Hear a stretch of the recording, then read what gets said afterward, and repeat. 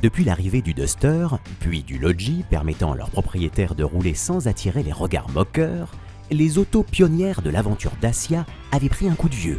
Heureusement, la Sandero nous revient aujourd'hui revigorée. Nouveaux équipements et nouvelle motorisation essence 3 cylindres TCE 90 sont au programme. Ce qui ne change pas, c'est son prix, qui débute à 7 900 €.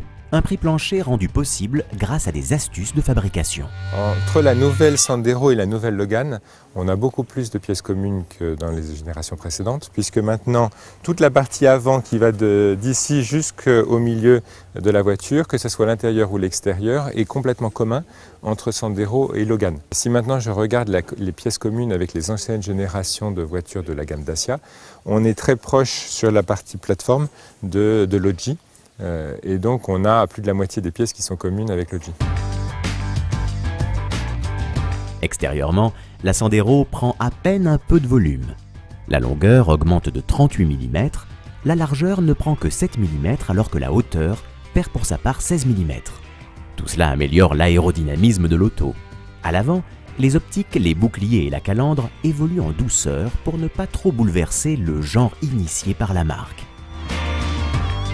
De profil, on note les jantes de 15 pouces et un dessin simple sur toute la longueur avec juste de discrets galbes sur les passages de roues. L'arrière connaît aussi son lot d'évolution, avec de nouveaux feux plus travaillés et une sortie d'échappement presque dissimulée sur notre modèle essence. L'ouverture du coffre est grande et son volume suffisant au quotidien. On apprécie l'attention portée à sa fermeture avec une large poignée à la préhension parfaite. La présentation intérieure est sobre. On sait à quoi s'attendre et il ne faudra pas chercher ici des plastiques moussés. Bien que rustique, l'ensemble est correctement assemblé et semble construit pour durer. Après quelques kilomètres, on s'habitue à cette planche de bord dépouillée, mais finalement pas désagréable. À bord, l'équipement s'est nettement enrichi avec notamment la direction assistée de série dès le premier niveau de finition. Sont également disponibles le limiteur et le régulateur de vitesse pour l'agrément de conduite. Le système Medianav est également proposé. Il regroupe dans un grand écran tactile de 7 pouces la navigation, la téléphonie et la musique pour laquelle on peut utiliser la connexion USB. Le système n'est pas à la pointe de la technologie, mais tout y est, avec en prime une utilisation simplifiée.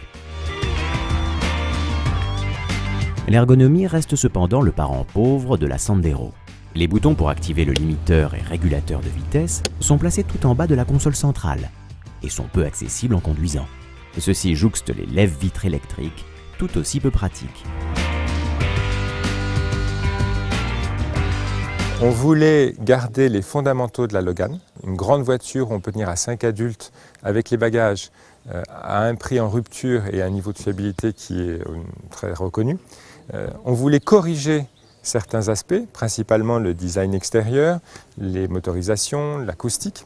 On voulait offrir plus à nos clients, donc on voulait offrir de nouveaux équipements comme une régulation de vitesse ou une navigation, mais on voulait rester dans la même enveloppe de prix, si bien que la nouvelle Logan ou la nouvelle Sandero sortent au même prix que leurs devancières.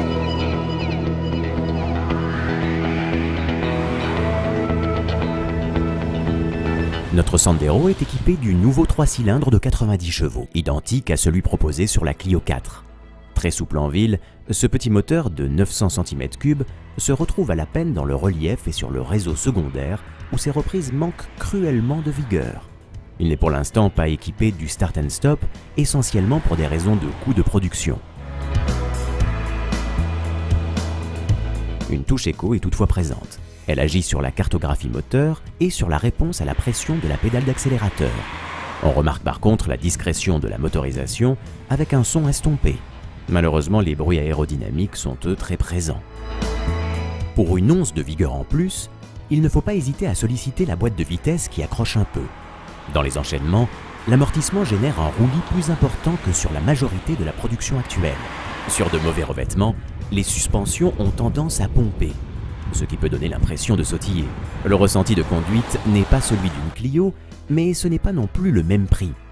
Sur l'ensemble de ses prestations, la Sandero est tout de même convaincante et pertinente pour assurer les déplacements au quotidien sans faillir. Dacia résiste aux sirènes de l'embourgeoisement et cette nouvelle Sandero respecte les fondamentaux de la marque. À savoir une auto qui s'en tient au nécessaire, le fait bien pour un coût réduit. Et à une époque où tout augmente, la Sandero ne change pas de tarif pour ce modèle revu et corrigé. Elle est toujours disponible à partir de 7 900 € en tarif de base et existe avec 3 niveaux de finition pour satisfaire les différentes attentes.